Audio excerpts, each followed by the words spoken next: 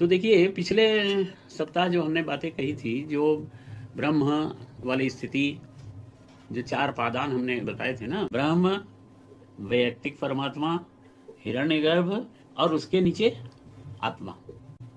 तो ये चार जो विभाग हैं, ये आपको हर जगह नहीं मिलेगा पुस्तकों में, क्योंकि आपके सामने जो भी टीकाएं हैं, वो टीकाएं इस प्रकार की हैं कि बस एक श्लोक, उसका अर्थ, शब्दों के अर्थ लिख दिए गए हैं।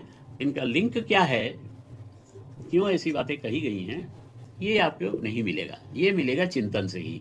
मैं तो इसी बात के लिए सबको प्रेरित करता हूँ कि आप लोग थोड़ा समय निकालें। ये जो कुछ वीडियोस आप लोग देख रहे होंगे मेरा, भगवत गीता सीखने, समझने, पढ़ने में जो बाधाएं हैं, के बाद एक और वीडियो आ चुका है, वो भी आप लोग जिन्हें नहीं देखा वो देख लें। तो इस प्रकार से 14 प्रकार की बाधाएं हमने लिस्ट बनाई हैं, और एक एक करके प्रयास है मेरा कि देखें कितना समय लगता है। समय का भी तो अभाव रहता है ना सबके पास। तो जितना बन पाएगा मैं कोशिश करूंगा सभी वीडियोस बनाने की, कि सारी बाधाओं के बारे में आपके समक्ष कुछ चर्चा कर लूं, ताकि आप उन बाधाओं को दूर कर पाएं। जो एक भूमिका बनाई मैंने, वो भूमिका है जो मैंने जो 4 स्टेजेस कहे ना, ब्रह्म से लेकर आत्मा तक। अब फिर आप लोगों को थोड़ी परेशानी हो जाएगी, ये जो 4 स्टेजेस मैंने बताए, ये कहाँ के हैं, किसके हैं, इस पर चिंतन किया अगर आप लोगों ने तो बताइए जरा। 4 पादान जो मैंने बताए, थोड़ा सा दिमाग लगाइए। ये 4 पादान थे, ब्रह्म, हिरण्यगर्भ, आत्मा और एक और वैयक्तिक परमात्मा।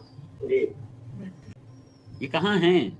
ये चारों के चारों हम लोग भौतिक जगत में रहते हैं, और भौतिक जगत के अनुसार ही हमारा चिंतन होता है। हमारा चिंतन का जो दायरा होता है वो भौतिक जगत में ही रह जाता है, इसलिए हम उन चीजों को नहीं समझ पाते। वो जो दायरा है, ये 4 ब्रह्म, इसको स्टेप वाइज समझिए, ऊपर से शुरू करेंगे। सर्वोपरि ब्रह्म। ब्रह्म क्या है? एक अदृश्य शक्ति है, वो सबसे ऊपर है, सर्वोपरि है।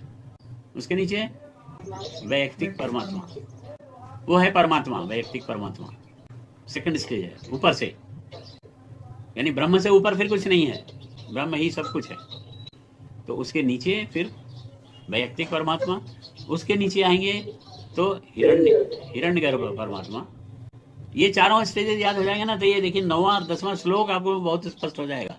ये 9वां और 10वां श्लोक समझाने के लिए मैं पिछले सप्ताह से भूमिका बना रहा हूँ। तो वैयक्तिक परमात्मा के नीचे आएंगे तो क्या होगा, कौन मिलेगा? हिरण्यगर्भ। उसके नीचे आएंगे तो आत्मा। तो ये चारों जो हैं, ये आध्यात्मिक जगत के हैं। हमारा रहना, हमारी सोच, हमारी विचारधारा, इवन हमारा अध्ययन, ये सारी चीजें भौतिक जगत में होती हैं। हमारा चिंतन भौतिक जगत में चलता है, लेकिन ये 4 जो हैं, ये आध्यात्मिक जगत के हैं। जब आध्यात्मिक जगत की तरफ जाएंगे, तब ये इन चारों से मुकाबला होगा। प्रभु जी, से आरोही क्रम में समझा जाएगा या अवरोही में? ब्रह्म जैसे हमने पहले सबसे पहले ले लिया, ये चाहे नीचे से ऊपर को दोनों ही क्रम होते हैं। ये अवरोही क्रम है, डिसेंडिंग प्रोसेस। और जब आप आरोही क्रम में शुरू करते हैं, तब आप कहाँ से शुरू करते हैं? नीचे से। नीचे से कहाँ से? आत्मा से। वो तो लौकिक क्षेत्र में चलेगी, अलौकिक उसमें, वो तो आध्यात्मिक क्षेत्र में चलेगी ना। हम तो रहेंगे इसी भौतिक जगत में। बहुत सही कहा आपने। दूसरा अध्याय इसी पर आधारित है। दूसरा अध्याय जो है वो असेंडिंग प्रोसेस पर आधारित है, आरोही क्रम पे आधारित है, जहां हम सारा कुछ एनालिसिस करते हैं, विच्छेदन करते हैं, और विच्छेदन करके शरीर के साथ इंद्रियां, फिर मन, बुद्धि, चित्त, अहंकार, फिर आत्मा, यानी ये 24 तत्व, फिर उनके साथ आत्मा का योग, और फिर आत्मा के ऊपर अब ये तो ब्रह्म तक पहुंचते हैं।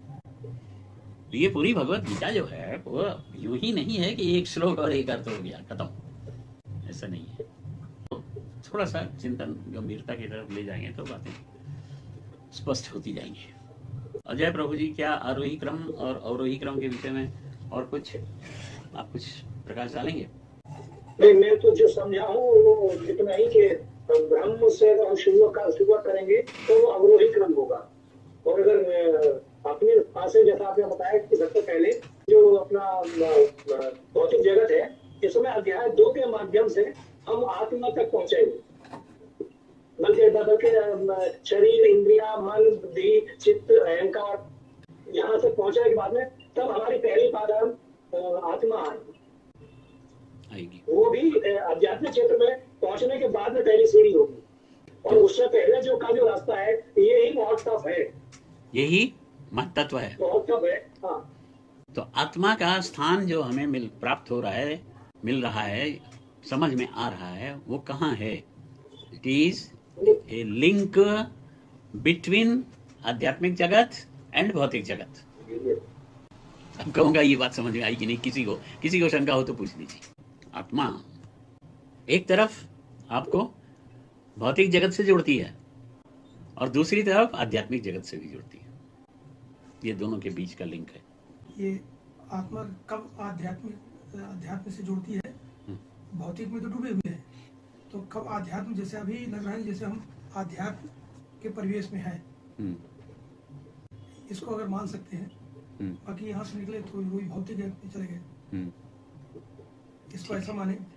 ठीक है, आप लोग सबको सुनाई पड़ा कि नहीं, या आप और जोर से बोला करिए थोड़ा। हाँ, अब आप अजय प्रभु जी, आप दोनों का प्रश्न शायद लगता है कि एक ही है। क्या है, आप क्या कह रहे हैं समझने के लिए? मैं ये कह रहा था कि समझने की लिमिट का फर्क है। बहुत अल्प मात्रा में हम समझे और एक बहुत अच्छी सेटिस्फैक्टरीली किसी बात को समझ गए, इन दोनों का बहुत बड़ा फर्क है। मेरा शायद कहने का मतलब ये है कि हम आत्मा तक पहुंचने में मुश्किल पा रहे हैं और हमें कोई लिंक सीधा नहीं समझ रहा। आपने कहा कि आत्मा आध्यात्मिक क्षेत्र की शुरुआत है, और लेकिन आप कह रहे हैं कि ये भौतिक क्षेत्र को लिंक भी करता है। हम ये नहीं समझ पाए कि उसको कैसे लिंक करता है। आत्मा हमारे लिए तो आध्यात्मिक चीज है, इसका भौतिक जगत से कोई मतलब नहीं। फिर आज 8.9 शुरू नहीं हो पाएगा लगता है। नहीं, जो अपनी अल्प बुद्धि से हम समझे वो ये। बाकी हो सकता है कि बाकी हम लोग अपने विचार व्यक्त करें तो हम कुछ और समझ पाए। नहीं, ठीक है, आपका कंफ्यूजन जायज है।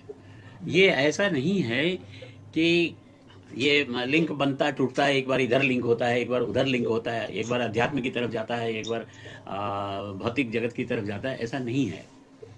ये हमेशा ही लिंक बना हुआ है। कैसे बना हुआ है? अगर भौतिक जगत नहीं होता तो आत्मा नहीं होती वहां। आत्मा ही तो शरीर में है। जब शरीर में है तो इन 24 तत्वों को लेकर आत्मा भौतिक जगत से जुड़ती है। तो जब ये तो हमेशा जुड़ा हुआ है, केवल हमारी बुद्धि कभी इधर कभी उधर भागती है, हमारी सोच इधर से उधर होती है। अगर आत्मा ना हो तो शरीर ही ना हो, या शरीर ना हो तो आत्मा ना हो। शरीर नहीं है तो आत्मा नहीं है, तो कहाँ लिंक है? कुछ भी नहीं।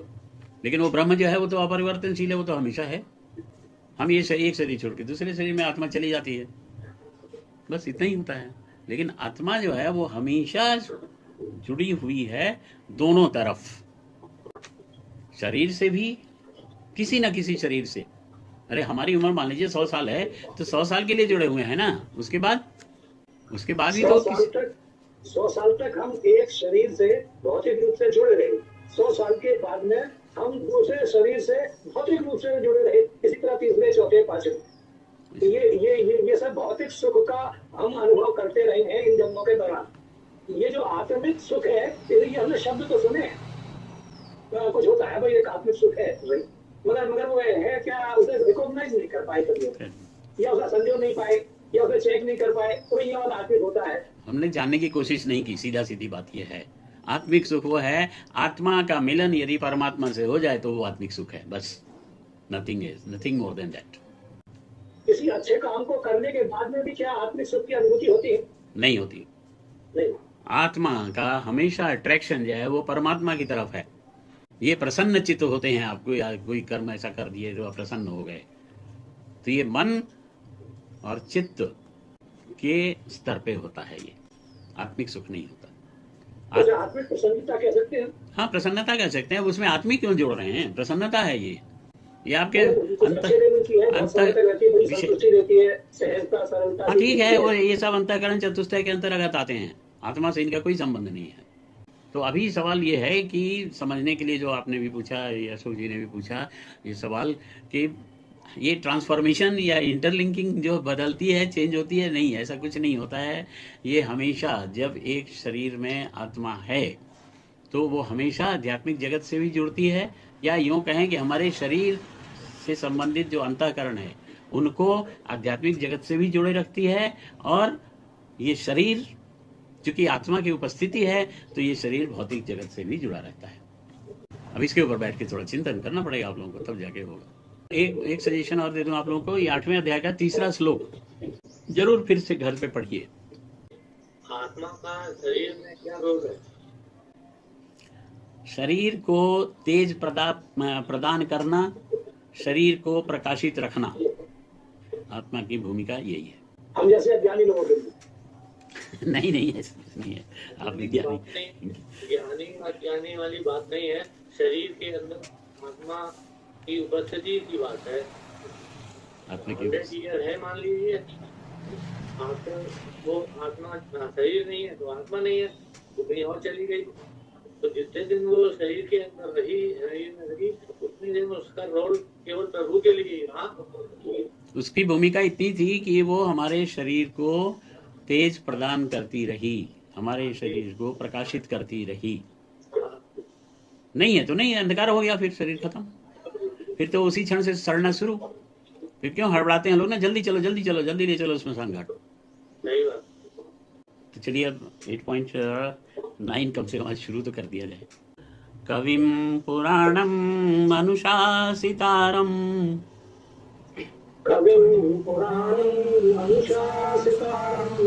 अणोरणीयां समनस्मरेद्यः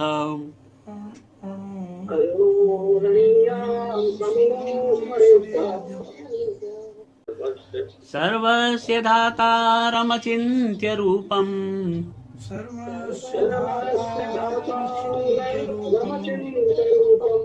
आदित्यवर्णं तमसः परस्तात्।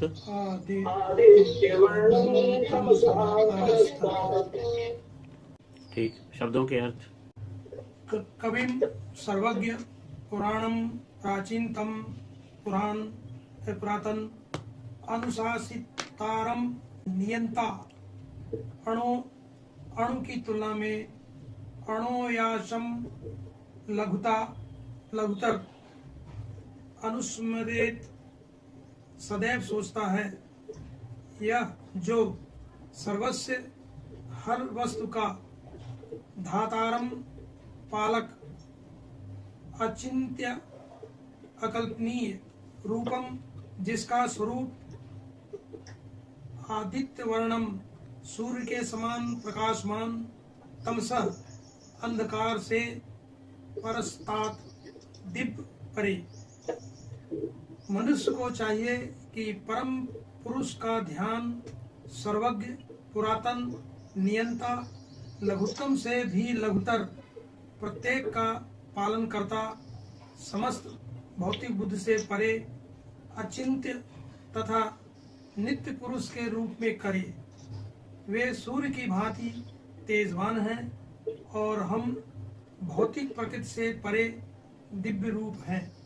सब लोग अपने अपने पुस्तकों में इसका अर्थ ठीक से पढ़ लीजिए, समझ लीजिए। ये ब्रह्म की योग्यताएं इसमें बताई हैं।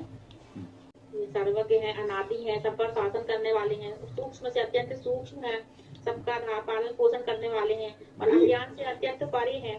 सूर्य की तरह प्रकाश स्वरूप है, ज्ञान स्वरूप है, अचिंत स्वरूप है। ऐसे मतलब ब्रह्म का चिंतन करना है। ऐसे मुझे यहाँ पर जो ये गीता दुबे माता जी ने जो कहा है उसमें एक शब्द बदल दें, फिर आपका अर्थ बिल्कुल सही हो जाएगा। आप ब्रह्म शब्द हटा दें, इस श्लोक में ब्रह्म की बात नहीं कही गई है। तो क्या बोलेंगे, पुरुष बोलेंगे, ऐसे पुरुष का चिंतन करना है? नहीं, यहाँ पर ब्रह्म की बात नहीं है। ब्रह्म का जो नीचे वाला स्टेज है वो क्या है, वैयक्तिक परमात्मा।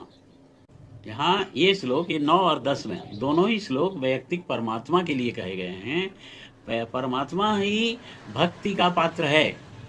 अगर हमें कुछ समर्पण करना है, भक्ति करनी है, तो हमें परमात्मा की भक्ति करनी है। और जब 15वें अध्याय में आप पहुंचेंगे तो 15वें अध्याय में ये परमात्मा की भूमिका स्पष्ट हो जाएगी। 2 शब्द इसमें से ले लीजिए, वो है एक अनुशासितारम, इसको समझिए पहले, फिर दूसरा बताता हूँ। अनुशासितारम ये क्या है?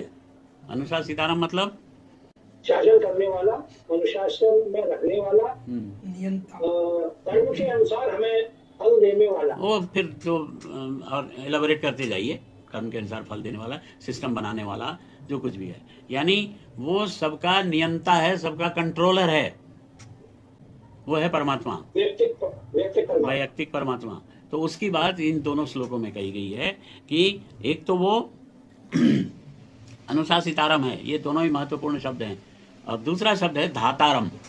धातारम जो शब्द जो है वो क्या है? भरण पोषण करने वाले। हाँ, भरतार शब्द जानते हैं आप लोग? भरतार भरण पोषण करने वाला, भरण पोषण करने वाला। तो भरतार शब्द जो है वो भौतिक जगत में इस्तेमाल होता है, और दूसरे शब्दों में ये कहें जो पति होता है, पति पत्नी के बीच जो रिश्ता होता है, वो जो पति जो है वो भरतार है। यहाँ पर श्लोक में, इस श्लोक में धातारम कहा गया है। वो धारण भी करता है हमको और हमारा पोषण भी करता है। ये बातें पूरी तरह से आप लोग पढ़ लीजिएगा 15वां अध्याय, तो 15वें अध्याय में उस परमेश्वर की भूमिका समझ में आ जाएगी। यहाँ शॉर्ट में इतना ही बता के छोड़ दिया है। तो और वो क्या है? वो सर्वज्ञ है, वो कवीम है। तो बड़ी भूमिका जो 2 हैं वो है अनुशासितारम है, सबका कंट्रोलर है, सबका नियंता है, और धातारम है, सबका भरण पोषण करने वाला है। ये हमारे भौतिक जगत से संबंधित बातें हैं। फिर उसके और भी जो क्वालिफिकेशंस, जो इन्होंने गीता माता जी ने एक अच्छा शब्द इस्तेमाल किया था हिंदी में, क्वालिफिकेशंस क्या कहा था आपने हिंदी में? योग्यता, जो भी है। तो वो उसी के बारे में, और वो कवि है, सर्वज्ञ है, अनादि है, यानी पुराणम, सबसे पुरातन है, और सूक्ष्म से भी सूक्ष्म है, और उसका स्वरूप जो है वो अचिंत्य है। अचिंत्य मतलब हम सोच नहीं सकते वो कैसा है, रूप का बखान नहीं कर सकते, अचिंत्य है रूप। और आदित्य वर्णम है, उसका प्रकाश इतना तीव्र है, जो सूर्य के समान तीव्र प्रकाश है उसका, वैसा वर्ण है उसका।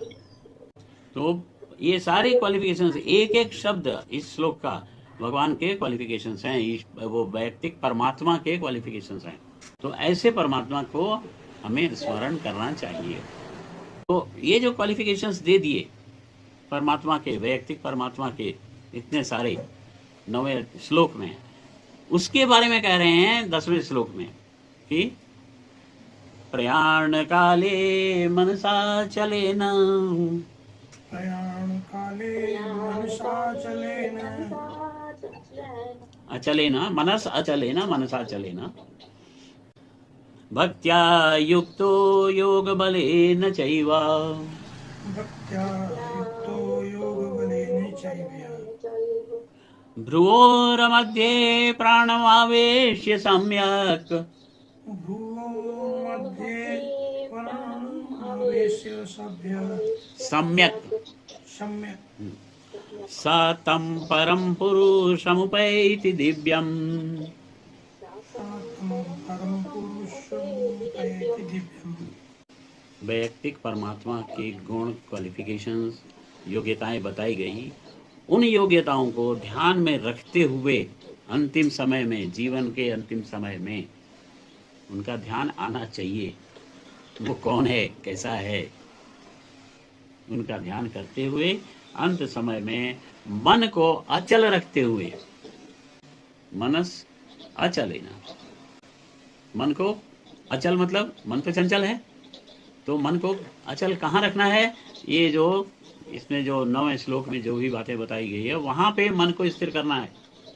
वहां जब जाके मन को स्थिर करेंगे, और भ्रुवोर मध्य, ये जो दोनों भाव हैं, इनके बीच में प्राणम आवेश्य, प्राण को यहाँ पर लाके स्थिर करिए, प्राण को यहाँ आवेशित करिए। प्राण तो निकल रहा है, तो प्राण कितने, कहाँ से निकलता है, कितने रास्तों से निकलता है?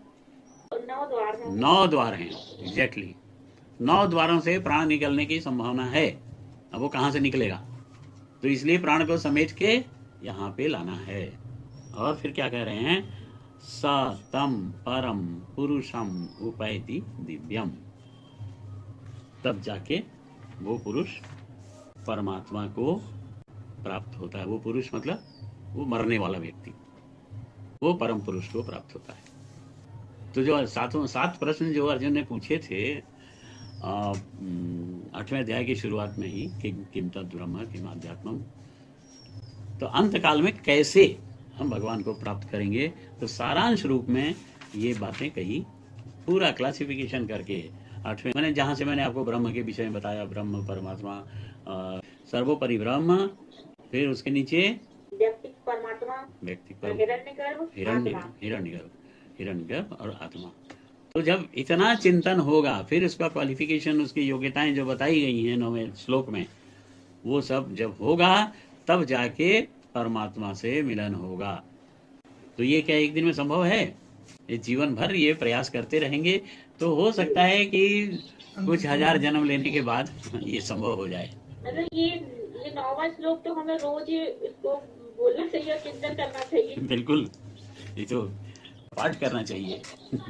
तो परमात्मा के सारे क्वालिफिकेशन तो इसी में हैं, 9वें श्लोक में सारी बातें तो परमात्मा के विषय में बता दी गई हैं। अब कोई मतांतर हो मुझसे या कोई प्रश्न हो तो बात कर सकते हैं। प्रभु जी आप चुप मत होइए, बढ़ाइए, बढ़ने में और समझ में आता है। तो है, लेकिन एक समय सीमा भी है ना। लेकिन और दूसरे काम हैं वो भी करना होता है। समापन किया जाए, अगले सप्ताह हम लोग पढ़ेंगे। तो ये 9 और 10 को आप लोग जरूर फिर से देखिए, पढ़िए, चिंतन करिए। ये सब चीजें चिंतन से निकलती हैं। देखिए एक एक शब्द पे ध्यान देंगे ना। आपका श्लोक 10वां श्लोक में जो पुरुषम शब्द आया है, पुरुषम में यही है कि वो पुरुष परमात्मा को ही प्राप्त होता है। यहाँ परमात्मा शब्द आया है, तो एक एक शब्द का विन्यास करेंगे, एक एक शब्द को बारे में समझेंगे, तभी जाके भगवद गीता। एक ऐसे ओवरऑल एक अर्थ समझ लिया, उससे भगवद गीता नहीं होती। हरे कृष्णा। हरे कृष्णा हरे कृष्णा।